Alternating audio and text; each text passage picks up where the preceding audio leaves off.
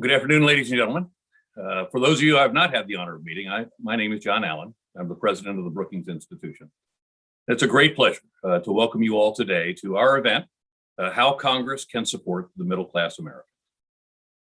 Today's convening is the fourth part of our latest event series entitled A New Contract for the Middle Class, one of our flagship efforts from the Brookings Future of the Middle Class Initiative, which is led by our senior fellow and the director of the initiative, Dr. Richard Reeves. Launched in 2018, this initiative has featured a diverse set of voices from across all levels of government, including now President Joe Biden, who spoke at our launch event. At the time, he described the moment that we're living in as, quote, an inflection point, where the decisions that we make in the next several years are going to say an awful lot about the kind of life our children and our grandchildren are going to be leading, unquote. He also pointed out that, quote, the reason for our social and political stability is in no small part because we have had a strong, aspiring, and growing middle class, unquote. 3 years later, his words could not be more relevant. Over 2020 and these early months of 2021, we've seen the American middle class struggle to overcome a deadly pandemic that has wreaked havoc on and has created crisis and chaos within the labor market. And furthermore, Black Americans, many of the middle class, have continued to face racial injustice and police brutality all over the country. And truly, the need for justice for all of our communities of color remains more pressing than ever. It is in times of crisis that we look for our country's leaders to show us a way forward, not just for the sake of the present, but as in the case of the COVID-19 pandemic, to show us the far future, to create a long-term social and political stability so desperately needed for our society today. So far, there are indications that this future may in fact be drawing closer. Recently, Congress passed the new stimulus package that provides much needed relief for our low and middle income families, including a child tax credit that provides $300 a month in guaranteed income for families with children for the next year. But what happens next? We are still in a moment of crisis, to be sure, yet we also can consider and prepare for what will happen for the middle class once the pandemic is over. Congress will need to think about infrastructure improvements and changes to education and worker training to create a stable and thriving middle class emerging from this crisis. Only time will tell how these many critical issues will end up and how we will address them in the coming months and years. Now, turning back to today's event, however, we are most fortunate to have one of the leading voices on these issues with us today, Senator Mark Warner. Representing his home state of Virginia, thank you, Senator Warner, my senator. He has dedicated his life to serving the American people. A member of several Senate committees, including most notably the Committee on Finance, the Committee on Banking, Housing, and Urban Affairs, and the Committee on the Budget, Senator Warner is a stalwart champion of the American middle class. Now, soon he will provide us his perspective on what the Congress has been doing and what their plans are going forward on these topics. We begin to see light, potentially, at the end of the tunnel of this long pandemic. So thank you, Senator Warner, for joining us today. We're really honored to have you with us. Now, joining the senator is senior fellow Camille Busette, who is the director of our Race, Prosperity, and Inclusion Initiative and a member of the steering group of the Future of the Middle Class Initiative. She'll be moderating this timely and important conversation with the Senate. Before I turn the floor over to Camille, a brief reminder that we're live and very much on the record, and should audience members want to submit questions, they can do so to events@brookings.edu, that's events@brookings.edu, or via Twitter using hashtag #middleclassmonitor, hashtag #middleclassmonitor. So with that, let me turn the floor over to Camille, and thank you again, Senator, for joining us. Over to you, Camille. Thank you, John, and welcome, Senator. It's wonderful to have you here, and we're delighted that you could join us for this very important conversation about what the future will look like for the middle class, particularly as we begin to recover from the COVID-19 pandemic. I wanted to pause for a moment to recognize the loss of life last week as Americans who aspired to the middle class were gunned down in Atlanta massage salons. And to just let everyone know that Brookings definitely is with you and recognizes that important and very devastating loss of life. So, Senator Warner, I know that you have a set of proposals to help the working class that go much beyond the stimulus package. I wanted you to tell us a little bit about that, your thinking about that. And then afterwards, we will engage in a spirited question and answer session, which will largely be driven by our online audience. I want to remind viewers that they can submit questions on Twitter using the hashtag Middle Class Monitor or by emailing events@brookings.edu. So Senator Warner, on to you. Well, Camille, thank you. And thanks to Brookings for holding this forum. And let me say at the outset, both I appreciate you acknowledging the tragedy that took place last week in Atlanta and how that is, again, reflective, particularly of the enormous growth of anti-Asian American violence and rhetoric in our country. Let me also say that I commend Brookings for the very good work that you all have done on this project over the last couple of years, reviewed your proposals, the vast majority of which I agree with. And I think this issue is so critically important. I come at it as somebody who is the proud product of the middle class, and reflecting back on my life, it almost seems like if there was a picture drawn of what a middle class kid could aspire to in the latter half of the 20th century, I might fit that bill. My dad was a Marine in World War II. He came back, and my mom, our family started in lower middle class in Indiana, moved to Illinois, Connecticut. I ultimately ended up in Virginia. Public schools all my life. I was the first person in my family to graduate from college. Got through with student debt, but not enough to be debilitating. Went off to law school, started business, failed miserably twice in business, and until a third try in the beginnings of the cell phone industry back in the 1980s. And I ended up being successful beyond my dreams. I was able to do that because my dad worked for 38 years for the same company where he didn't make a lot of money, but with that job came a set of a social contract in terms of benefits, retirement, health care, if he lost a job, unemployment, and he got hurt, workers' comp. It came from public schools that were good. It came from a higher education system that was still relatively cheap in the 1970s when I went. And it came from the fact that as a white guy with the appropriate education, I got more than my share of fair shots. I'm very aware of the fact that I've not been a white male with the right education, as I probably wouldn't have gotten 3 shots at entrepreneurship. I would have been lucky to get 1. And I think we've seen in the last 70 years a hollowing out of a lot of those opportunities. And that hollowing out has been obviously exacerbated by the COVID pandemic.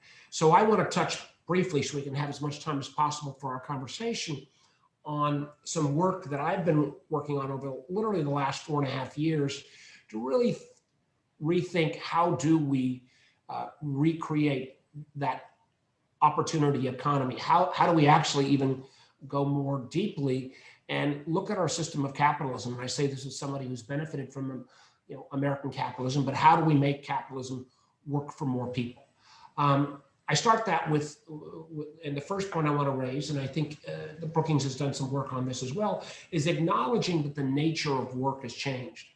For much of the 20th century, when people went to work, they went to work long-term, as did my dad, and worked at that same firm for the balance of their career. A firm would then make investments in that worker to rise them up, even if they were simply a worker on the line. Starting in the early 90s and exacerbating by the spread of globalization, that social contract started to fray.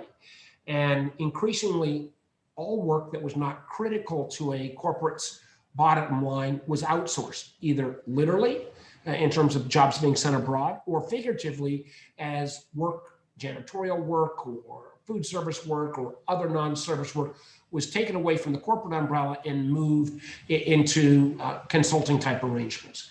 I think it's time for us to acknowledge that we're probably not going to go back to a traditional 40-hour-a-week, work forever for the same firm kind of economy. Matter of fact, that move to outsourcing has been accelerated by gig work. Sometimes work that is by choice, oftentimes by economic necessity. And I think we need to restart a social contract that basically says with any kind of work, whatever the classification, there ought to be benefits. And those benefits ought to start accruing from the first hour that someone works. They should be able to be aggregated across a variety of works, because many people will do a variety of different kind of work, even at the same time, and that those benefits ought to be portable as you move from one job to another or one gig to another. I think we have taken 2 steps in that direction over the last few years. The ACA, the Affordable Care Act, was a giant step towards healthcare portability and the ability to not have your healthcare tied to your single employer. And then early on, and I want to give my friend Senator Ron Wyden appropriate credit on this, even in the first CARES Act, as the pandemic burst upon the scene a year ago, we expanded the coverage for unemployment, which prior to the pandemic only covered about 35% of our workforce, because that was the percentage of workers that fit into classic W-2 category. We expanded unemployment insurance underneath the pandemic employment extension to cover gig workers, to cover independent contractors, in a way that, while not getting a lot of attention, was a beginnings of a movement towards that portable benefit nature. I think we need to build upon that. We need to make permanent the expansion of unemployment. And we also need to think about how we make all benefits, and we maybe need to rethink what would go into that benefit package that we would create for 21st century training and 21st century working. Second, we've seen also coming out of the pandemic, what I would argue is the pandemic brought about in a single year 10 years of movements towards a digital economy.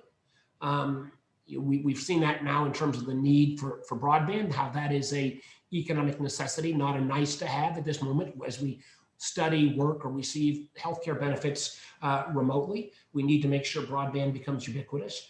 But we've also seen, as we look at numbers approaching 18 million Americans that are still either out of work or long-term unemployed, that many of the jobs that ultimately over a decade were probably going to be eliminated as we move to a digital economy, they were eliminated during this pandemic year. And while we've started to see unemployment numbers tick a little bit better, I think we need to acknowledge that many of the jobs that disappeared during the pandemic are not coming back. And if there is a single largest failing out of the now 6 COVID relief bills, close to $5 trillion in relief, is that we have not put near enough resources into the level of retraining and upskilling for those jobs that have been eliminated. And disproportionately, not just through the pandemic, but even since the Great Recession, we have seen 3 out of the 4 jobs that have been eliminated have been jobs that were jobs that required high school education or less, and they have all been replaced by jobs that require high school or college degree or more going forward. And we still got a complete mismatch between workers coming out or students coming out of schools being trained for the jobs that are necessary. I would argue, and a big idea that I would hope that Brookings and others could tear apart and maybe make better, is I think we need to dramatically rethink how we invest in human beings. Right now, we have a tax, accounting, and reporting system, if you're a public company, that favors investment in tangible goods or in research and development over human capital. And let me give you the shorty version here so we can get to the conversation. Right now, if a company goes out and spends $5,000 on a robot to try to improve production, oftentimes the company receives an R&D tax credit for that robot. The robot is viewed as an asset on your balance sheet. And if you're a public company, you can report that robot and brag about it. If the same company spends $5,000 and trains 2 human beings to be more efficient than the robot, you get no tax credit. You do get to expense that, but it's not nearly the same tax benefit. Those training costs are viewed as an expense, and there's no place to report that investment. I think we need to create the equivalent of an R&D tax credit for investment in human beings. I think we need to work with our accounting profession to recognize that investment in human beings ought to be viewed as an asset class, not an expense. And I think we need to build on the work that even the Trump SEC started on to encourage public company reporting on their investment in human capital. This is a big area, a big idea. And again, in our conversation, hope we can come back. There was a series of smaller ways we could implement that, but I think we have to think on a macro basis. And third, we need to recognize, and I think about this from a lot of the work that we've looked at over the last couple of years, how do we move the basic concept of modern American capitalism back to what I would call stakeholder capitalism over shareholder-only capitalism? In the last 20th century, we've seen the triumph of short-term shareholder returns being more important than any other item. That has become, in a sense, the gospel. I think that is not the capitalism that really existed for some Americans post-World War II. Obviously, post-World War II capitalism disadvantaged Americans of color and women, but there was, for a while, a mantra that said, you can do well by your shareholders and also do well by your employees and your community. We need to get back to that more inclusive capitalism, conscientious capitalism. There's a series of groups that have been advocating this change. I think it could come about by a standardization of standards around what's called ESG, environmental, societal, and governance standards, that those standards ought to be viewed as material. I think increasingly, for reporting purposes, I think increasingly employees, customers, and more thoughtful investors are looking for this kind of change. And I believe we need to do all we can to push responsible corporate CEOs into having a more responsible capitalism. So coming out of the pandemic with the American Rescue Plan, there are great things that General Allen indicated, like the child tax credit. We've got to make that permanent. There are immediate assistance to so many Americans who've been challenged and hurt by the pandemic.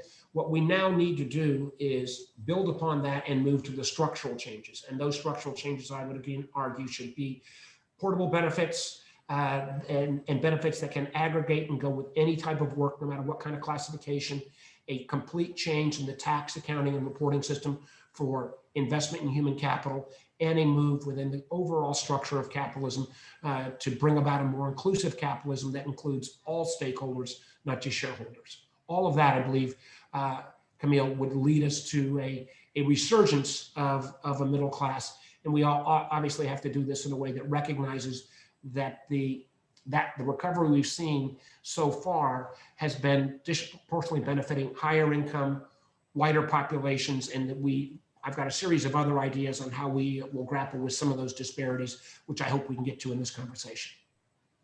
Well, great. Thank you very much, Senator Warner. And I think you've definitely, been very thoughtful about what does this post-pandemic recovery look like? And it sounds like your point of departure is, unless we actually take active steps, we could see inequalities widen. We could see the path to the middle class continue to crumble. And so we have to take affirmative steps that really invest in workers and invest in those opportunities to be able to get to the other side of the pandemic and much later in a way that really benefits middle class families. So with that said, let me start by asking you a question. So we have, I think the point of departure for the American Rescue Plan Act of 2021 is basically to stabilize families currently who are really hurting, and to provide some level of security for both low income and low middle income families. Given that's sort of the starting point, what do you think are some of the immediate next steps? Obviously, the stimulus package is going to be active for several months, but what do you see as the next immediate steps that link that kind of security blanket, if you want to call it that, with some of the steps that you're talking about that help create, more permanent benefits and help put people onto the path to a middle class lifestyle via increased training and increased investment? in human capital. Well, Camille, I think you've very accurately described the American Rescue Plan and frankly, much of the earlier legislation that took place. How do we help people get through the immediate challenge around COVID? How do we make sure we can get you economically back on your feet? But I think we have to acknowledge, and General Allen made mention of this in his opening comments, COVID did not strike all Americans fairly. COVID way disproportionately hurt communities of color. The data on both illness, death rate amongst Black Americans, Brown Americans, much, much higher than the majority community. That has also translated into greater job loss. And that is also translated, I say this as somebody who was an entrepreneur, and again, hopefully an entrepreneur that recognizes I wouldn't have gotten 3 shots after my first 2 failed businesses if I was not a white guy, to recognize what COVID also disproportionately hurt with Black and Brown businesses. We've lost 440,000 Black-owned businesses in America in the last year. We've lost close to 1/3 of the Latino businesses have had to shut down. And our well-intentioned rescue plans to support small businesses candidly exacerbated that problem, at least in their early rounds, because Black-owned and Brown-owned businesses usually have had to bootstrap themselves into existence, didn't have traditional banking relationships. And so consequently, when the first dollars went out under the PPP programs, those businesses did not participate at the same level.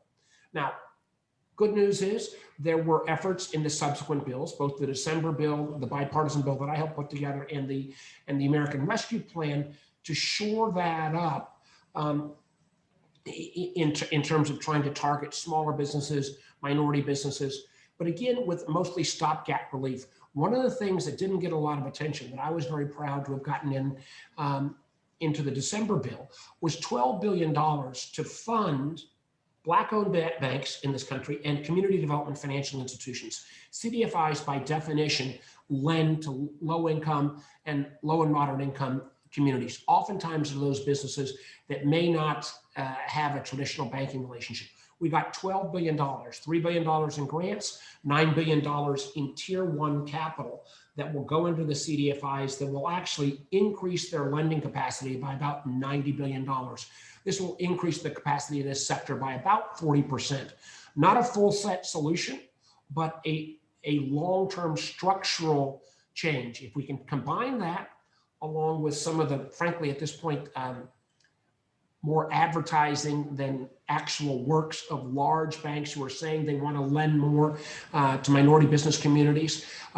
If we can make that real, if we can take some of corporate America who say, in light of the murder of George Floyd and the need to have appropriate levels of racial reconciliation, if we can turn that talk into real tangible dollars, I think one of the things that we should make a top priority on a structural change going forward is increasing equality of access to capital. There are extraordinary, I say this is a venture capitalist longer than I've been a senator, Black and Brown entrepreneurs in this country. What they lack has been a fair access to capital. And when they do build businesses, they have not had traditional banking relationships that allow them to expand at the level commensurate with their skills and their ability. I think this access to capital issue, the structural change we started in December is one, at least for me, probably my top priority on where I want to spend my time. Let's make sure we build out this CDFI MDI initiative. Let's make sure that the corporate entities and others who are talking a good game, that there's some real there, and that this access to capital issue, of which I've been a beneficiary of 35 years ago, has that same kind of fair shot opportunity for all Americans. No, I think it's important to recognize that that sort of unequal playing field for Black and Brown entrepreneurs versus everyone else. And I think it's important to institutionalize some elements of the current PPP program and make sure that they really are working for those populations. Beyond that, let me ask you a little bit about paid family leave. I know that one of the important portions of the stimulus plan is really to the most recent stimulus package is to really try to get people back on their feet. But as we move forward, knowing what we know about how COVID-19 has really hit communities of color, lower income workers, and particularly women, particularly hard, where do you see paid family leave sort of fitting into either the sort of current moment or as we move forward as part of a middle class package? I think paid family leave has to be a critical component going forward. And we can debate whether it's 10 weeks, 12 weeks, 16 weeks, but we're the only industrial nation in the world that doesn't have paid family leave. And as you mentioned, Camille, not only communities of color, but disproportionately women lost jobs at a much higher rate than their male counterparts. A lot of that as well was due to women that had to then take off from work, because if your school's closed down and your child care center has closed down because of social distancing requirements, women are still disproportionately taking care of our children. So paid family leave needs to be built in. I was proud last year in my role then as vice chairman of the intelligence committee to make sure that our intelligence community in last year's authorization bill got paid family leave, and then it got extended to the balance of the federal workforce. We need to institutionalize this. I think we can do it in a way that is appropriate and affordable. Again, every other industrial nation in the world has this benefit. And I think it again builds for stronger opportunity. One thing I would point out in the American Rescue Plan, the Biden stimulus, building on what we did in December, there was a recognition, particularly for child care centers, that if they were going to be able to stay in existence through the balance of COVID, they needed direct financial federal support, because just the business model, they operate at such thin margins. And if you have, if you had 30 kids before, and now with social distancing, you can only take in 15 kids, but you need the same supervision, you're going to need some help. So I would argue with paid family leave, we need to continue to look at support for childcare around this country. So women who choose, that want to come back into the workforce, they can.